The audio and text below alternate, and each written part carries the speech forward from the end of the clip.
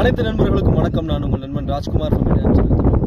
இன்னைக்கான வீடியோ நம்ம பார்க்க போகிற டாபிக் என்ன அப்படின்னா, நம்ம எஸ்எஸ்சி ஜிடிக்கான எக்ஸாமினேஷன் எழுதி முடிச்சு எல்லாத்துக்கான ஆன்சர் கீ ரிலீஸ் பண்ணிட்டாங்க. ஸோ ரிசல்ட் எப்போ வரும், கட் ஆஃப் மார்க் எவ்வளோ இருக்கும், ஃபிசிக்கல் எப்படி ப்ராக்டிஸ் பண்ணலாம் அப்படிங்கிற சந்தேகத்தில் நிறைய பசங்க இருப்பீங்க இல்லையா? ஸோ அந்த டவுட்டை கிளாரிஃபை பண்ணுறதுக்கு ஒவ்வொரு வீக்குக்கான ஃபிசிக்கல் ஷெடியூலை பற்றி தான் இன்றைக்கி டீட்டெயிலாக பார்க்க போகிறோம். நம்ம இப்போ பார்க்க போகிற இந்த வீடியோவில் எந்தெந்த நாளுக்கு ஷெடியூல் பார்த்தோம்னா, டியூஸ்டே, வெனஸ்டே, இந்த 2 நாளுக்கு ஷெடியூல் தான் இன்றைக்கி வீடியோ.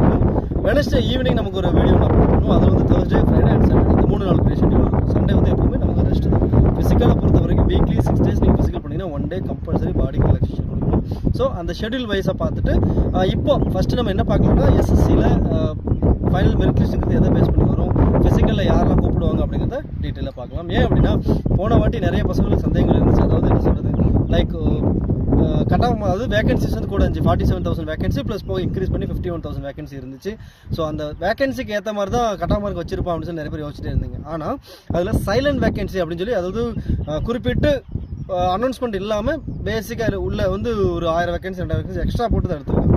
ஸோ அதே மாதிரி இந்த வாட்டி வேகன்சின்றதை இன்க்ரீஸ் பண்ணுவாங்க. ஆனால் எதுக்காக இப்போ வரைக்கும் இன்க்ரீஸ் பண்ணாமல் இருக்காங்க அப்படின்னா, இப்போ எலெக்ஷன் டைம் இல்லையா? ஸோ எலெக்ஷனுக்கு இன்னும் ரிசல்ட் அனௌன்ஸ் பண்ணல. ஸோ June 4 தான் ரிசல்ட் அனௌன்ஸ் பண்ணுவாங்க. ஸோ June 4க்கு அப்புறம் தான் ஒவ்வொரு ஸ்டெப் பை ஸ்டெப் ப்ராசஸாக ஸ்டார்ட் பண்ணுவாங்க. எலெக்ஷன் வரைக்கும் எந்த ஒரு மூவ்மெண்ட்டுமே இருக்காது. ஆனால் அந்த எலெக்ஷன் முடிச்ச கையோட எவ்வளோ ஃபாஸ்ட்டாக நடக்கணுமோ அதுக்கான வேலை ப்ராசஸ்க்கானது போயிட்டே தான் இருக்கும். ஓகேங்களா? ஸோ நீங்கள் மினிமம் ஒரு 55 or 50 above வச்சுருந்தீங்கனாலே ஃபிசிக்கல் ப்ராக்டிஸ் பண்ண ஸ்டார்ட் பண்ணிடுங்க.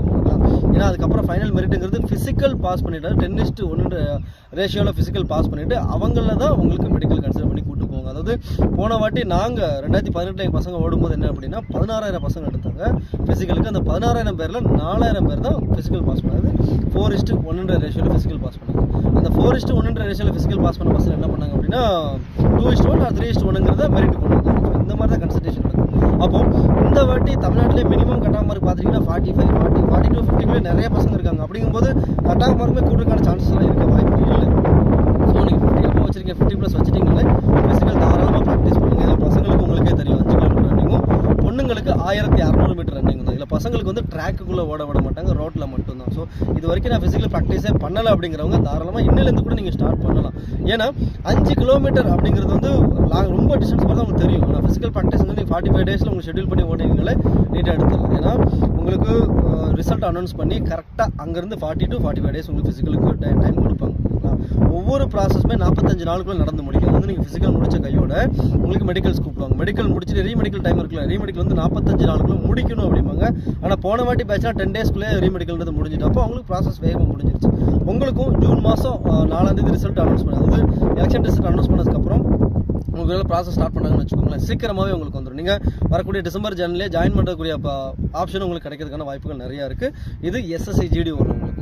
இதே இந்தியன் ஆர்மியில் எக்ஸாம் கிளியர் பண்ணியிருப்பாங்கல்ல, இப்போ அவங்களுக்குமே ரிசல்ட் வரல, அவங்களுக்குமே மேபி இந்த வீக்கில் வரலாம், அப்படி இல்லைன்னா எலெக்ஷன் ரிசல்ட் முடிச்சு வரலாம். ஸோ அவங்களுக்குமே ரிசல்ட் வந்து 1 monthக்குள்ளே ஃபிசிக்கல் கூப்பிடுவாங்க. அப்போ ஃபிசிக்கல் ப்ராக்டிஸ்ன்றதை நீங்கள் இப்போவே ஸ்டார்ட் பண்ணுங்கள். அது எஸ்எஸ்சி ஆகட்டும், இந்தியன் ஆர்மி ஆகட்டும், எதுவாக இருந்தாலும் சரி.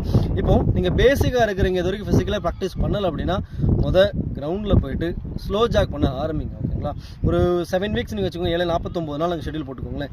49 நாளில் வாரம் ஃபுல்லாமே ஸ்லோ ஜாக்கு, அப்புறம் கொஞ்சம் மீடியம் ஜாக்கு, அப்புறம் ஜாகிங் வந்து கண்டினியூஸாக 5 kilometers. இதுதான் உங்களுக்கு பேசிக்காக வச்சுக்கணும். அப்போ நாளைக்கு நீங்கள் என்ன பண்ணணும் அப்படின்னா, மார்னிங் செஷன் வந்து இது வரைக்கும் ஓடவே இல்லை, ஃபஸ்ட் டைம் கிரவுண்டுக்கு போகிறீங்க அப்படின்னா கிரவுண்டில் போயிட்டு ஸ்லோ ஜாக் பண்ணி பாருங்க. 1 kilometer உங்களால் ஓட முடியுது, இல்லை 2 kilometer ஓட முடியுது. பெர் டே 5 kilometers கணக்கு வச்சுக்கோங்களேன். 1 kilometer தான் உங்களால் ஸ்லோ ஜாக் பண்ண முடியுது அப்படின்னா 1 kilometer வாக் பண்ணுங்கள். திருப்பி 1 kilometer ஸ்லோ ஜாக், திருப்பி வாக், இப்படியே பண்ணுங்கள். ஆனால் 5 kilometer கம்பல்சரி முடிச்சிடும். Evening same process, slow jog walking, slow jog walking, இதே கண்டினியூ பண்ணுங்கள். செகண்ட் டே வெனஸ்டே இருக்குல்ல, வெனஸ்டே என்ன பண்ணணும் அப்படின்னா, நீங்கள் ஸ்லோ ஜாக் பண்ணி முடிச்ச கையோட சின்ன சின்ன பேசிக் ஒர்க் அவுட்ஸ், ஸ்குவாட்ஸ், தண்டால், திருப்பி 1 kilometer, திருப்பி ஸ்குவாடு, கொஞ்சம் தண்டால், திருப்பி கண்டினியூஸாக. இது வந்து என்ன பண்ணணும் அப்படின்னா, அந்த 1 week நீங்கள் வந்து ரொட்டீனாக பண்ணிக்கிட்டே இருக்கணும். காலையில் 5 kilometer ஓடணும், சாயங்காலம் 5 kilometer ஓடணும். அது ஓட முடியல அப்படின்னா வாக்கிங் முடிச்சிடும் அந்த 3 வாரத்தில்.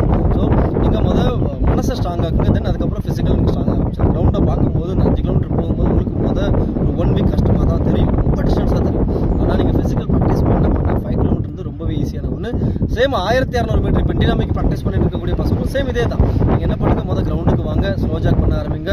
தென் சின்ன சின்ன ஒர்க் அவுட்ஸை போடுங்க, திருப்பி மறுபடியும் கண்டினியூ பண்ணுங்கள். நீங்களும் அதுமாதிரி ஒர்க் அவுட்ஸ் 1600 ப்ராக்டிஸ் பண்ணக்கூடிய பசங்க நீங்கள் 5 kilometers கண்டினியூஸாக ரன் பண்ணுறதுக்கு கெப்பாசிட்டி வச்சுருந்தீங்கன்னா 1600 நீங்கள் 5 நிமிஷத்துக்குள்ள டைமிங் வச்சு ஓடிடலாம். ஓகேங்களா? ஸோ 5 kilometer நீங்கள் ப்ராக்டிஸ் பண்ண போகிறீங்க. நீங்கள் 5000 meters ஓட போகிறீங்க எஸ்எஸ்சி அப்படின்னா, ஒரு வாரம் தான் 5 kilometer நீங்கள் ப்ராக்டிஸ் பண்ணணும்.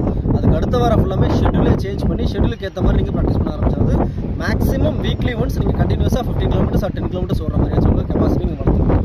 1600 வரவங்க வீக்லி ஒன்ஸ் வந்து 5 கிலோமீட்டர்ஸ் கண்டினியூஸாக ஓர அளவுக்கு நீங்கள் கெப்பாசிட்டி வளர்த்துக்கணும். ஸோ நாளைக்கும் நாளானைக்கும் அதாவது செவ்வாய் புதன் இந்த 2 நாட்களுமே நீங்கள் 5 கிலோமீட்டருக்கு முதல் வாக் பண்ண ஆரம்பிங்க, அப்புறம் ஜாக் பண்ண ஆரம்பிங்க. அந்த 5 கிலோமீட்டர்ஸ் கம்ப்ளீட் பண்ணுறதுக்கான வழியை மட்டும் பாருங்க, இது போதும்.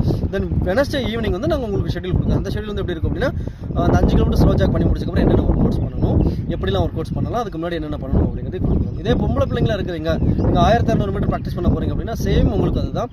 முதல் ஸ்லோ ஜாக் பண்ணுங்கள், உங்களால் எவ்வளோ ஸ்பீடு முடியுதோ அவ்வளோ ஸ்பீட்லேயே ஸ்லோ ஜாக் பண்ணுங்கள். ஒரு 5 days ஸ்லோ ஜாக்கிங் பண்ணுங்கள். கால் கை பெயின் ஆகும், கம்பல்சரி பெயின் ஆகும். அந்த பெயின் வர டைமில் ஃபுல்லாக நீங்கள் என்ன பண்ணணும்னா ஹாட் வாட்டர் இருக்குல்ல, வார்ம் வாட்டர். ஸோ வார்ம் வாட்டரில் கூலிங். அந்த பாடி வந்து என்னென்னா ஹீட் வாட்டர் ஊற்றி நம்ம கால் கையில் பெயின் இருந்துச்சுன்னு வச்சுக்கோங்களேன், ஹாட் வாட்டரில் வந்து நீங்கள் மசாஜ் பண்ணிங்கனாலுமே ஈஸியாக அது வந்து பெயின் வந்து ரிலீவ் ஆகும். ஸோ இந்த ஒரு 1 week பெயின் வரதான் செய்யும். அது யாருக்காக இருந்தாலும் சரி, பையனாகட்டும் பொண்ணாகட்டும் புதுசாக ப்ராக்டிஸ் பண்ணுறவங்க வரதான் செய்யும். அதை நீங்கள் கொஞ்சம் தாங்கிக்கோங்க. தென் அதுக்கப்புறம் வீக்கில் வந்து நமக்கு வந்து ஷெட்யூலுங்கிறது ப்ராப்பராக போயிட்டு இருக்கும். அந்த முதல் வாரம் மட்டும்தான் கொஞ்சம் ஹார்டாக இருக்கும். தென் அதுக்கடுத்து நமக்கு இருக்கக்கூடிய அந்த 6 weeks வந்துட்டு நம்மளோட ப்ராப்பர் ஷெட்யூலை போட்டிங்கனாலே 45 daysல உங்களால் கம்பல்சரி 5 கிலோமீட்டர்ஸும் 1600 மீட்டர் ப்ராக்டிஸ் பண்ண முடியும். பொண்ணுங்க 1600 மீட்டரை கம்பல்சரி கிளியர் பண்ணிட்டு போயிட்டே இருக்கலாம். இது வந்து ஃபிசிக்கல் ப்ராக்டிஸ் பண்ணுறவங்களுக்கு. இதுவே யாருக்கெல்லாம் கட் ஆஃப் மார்க் வரும், எப்படி வரும் அப்படின்னு சொல்லி பார்த்தீங்க அப்படின்னா, இப்போ நம்ம எக்ஸாமினேஷன் எழுதிருக்கீங்க, ஆன்சர் கீ வந்திருக்கு, அதில் மேக்ஸிமம் மார்க் வந்து 40 to 50 தான் அதிகமாக இருக்காங்க. ஸோ இந்த 40 to 50க்குள்ளே எத்தனை பேர் இருக்காங்க, எவ்வளோ வேகன்சி தேவைப்படுது, இதை கன்சிடர் பண்ணி எடுத்து வச்சுக்கோங்க. ஓகேங்களா? எடுத்து வச்சுட்டு ஃபிசிக்கல் கூப்பிடும்போது ஒருவேளை 45 மார்க்ஸ் வச்சுருக்கீங்க, அங்கே வந்து 100 பேர் தான் தேவைப்படுது 45 மார்க்ஸ் உங்களுக்கு. ஆனால் 1000 பேர் 45 வச்சிங்கன்னா 1000 பேருமே கூப்பிடுவோம். ஓகேங்களா? அதில் கூப்பிட்டு அவங்கள ஃபில்டர் பண்ணுவாங்க. நீங்கள் ஃபிசிக்கல் ஓடி முடிச்ச கையோட இவங்களை வந்து ஃபிசிக்கல் முடிச்சுட்டு தனியாக ஒரு மெரிட் ஒன்று வரும். அது பேஸ் பண்ணி அடிப்படையில் வரும்னா அவங்க எக்ஸர்சைஸ் பையனா, இல்லை அவங்ககிட்ட NCC இருக்கா, இல்லை அவங்க ஸ்போர்ட்ஸ் கோட்டாவில் உள்ளவங்களா. ஸோ இந்த மாதிரியான எல்லாமே பார்த்துட்டு அந்த பார்பிடோஸ் சொல்லுவாங்க, சர்வீஸ்லேருந்து இறந்தவங்களுக்கு ஸோ இவங்க எல்லாத்தையுமே ஃபில்டர் பண்ணி எடுத்துட்டு அவங்களுக்கு ப்ரிஃபரன்ஸ் கொடுத்துட்டு செகண்டரியாக கட் ஆஃப் மார்க் அடிப்படையில் எடுப்பாங்க. இதுதான் பேசிக்காக இருக்கும். ஸோ நீங்கள் இப்போவே ப்ராக்டிஸ் பண்ணுங்கள், உங்களுக்கும் கிளிக் ஆயிரும் கண்டிப்பாக. ஏன்னா நான் வந்தால் தான் ஓடுவேன், நான் வந்து கட் ஆஃப் மார்க் வரட்டும், நான் ஃபிசிக்கல் ரேட் வரட்டும் அப்படின்னு சொல்லி எதிர்பார்த்துட்டு இருக்கிறத விட இப்போ நீங்கள் ப்ராக்டிஸ் பண்ணிட்டீங்கன்னா கண்டிப்பாக வந்த உடனே உங்களால் அங்கே போய் அச்சீவ் பண்ண முடியும். தென் அதுக்கப்புறம் வரட்டுமே. ஓகேங்களா?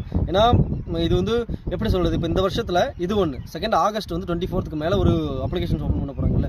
ஸோ அதுக்குமே நீங்கள் ப்ராக்டிஸ் பண்ணலாம். ஸோ இருக்கக்கூடிய பசங்க கிடைக்கிற வாய்ப்பை மிஸ் பண்ணாமல் இந்த ஃபிசிக்கல் எக்ஸாமினேஷன் ஆகட்டும், தென் இதுக்கு அடுத்து வேறு ஏதாவது நீங்கள் எக்ஸாமினேஷன் ப்ரிப்பரேஷன் பண்ணுறீங்களோ அதுக்காகட்டும் இன்னைக்கே நீங்கள் ஸ்டார்ட் பண்ண ஆரம்பிச்சிங்க. படிக்கிறதாகட்டும் ஓடுறதாகட்டும் எல்லாமே உங்களுக்கும் இனிமேல் வீக்லி ட்வைஸ் நாங்கள் ஃபிசிக்கல் வீடியோஸ் அப்லோட் பண்ணுறோம். தென் அதுக்கு அடுத்து என்னென்ன ஒர்க் அவுட்ஸ்லாம் பண்ணணும், அதே சமயத்தில் எப்படிலாம் மற்ற எக்ஸாமினேஷன் ப்ரிப்பரேஷன் பண்ணலாம் அப்படிங்கிறத ரெகுலராக நாங்கள் உங்களுக்கு வீடியோ அப்லோட் பண்ணிட்டு இருக்கோம்.